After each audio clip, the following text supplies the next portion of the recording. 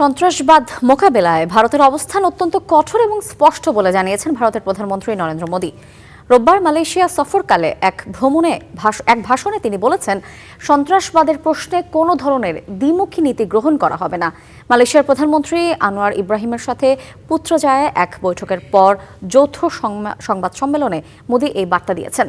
জানান, এই দুই দেশের মধ্যে প্রতিরক্ষা, নিরাপত্তা, সেমিকন্ডাক্টর এবং বাণিজ্যের মতো গুরুত্বপূর্ণ খাতে সহযোগিতা আরও গভীর করার জন্য একাধিক উদ্যোগ নেওয়া হয়েছে।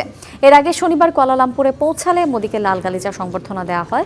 মালয়েশিয়ার প্রধানমন্ত্রী আনোয়ার ইব্রাহিম ব্যক্তিগতভাবে বিমানবন্দরে তাকে স্বাগত জানান। রোববার সকালে পেটদানা পুত্রতেও তাকে আনুষ্ঠানিক গার্ড অব অনার প্রদান করা হয়।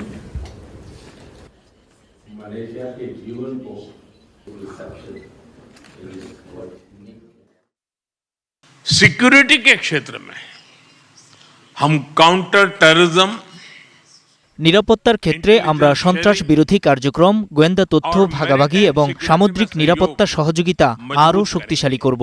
এছাড়া এআই, ডিজিটাল প্রযুক্তি, স্বাস্থ্য ও খাদ্য নিরাপত্তার পাশাপাশি সেমিকন্ডাক্টর শিল্পে আমরা একে অপরের অংশীদার হিসেবে কাজ করব। মালয়েশিয়া আমাদের সমুদ্র প্রতিবেশী।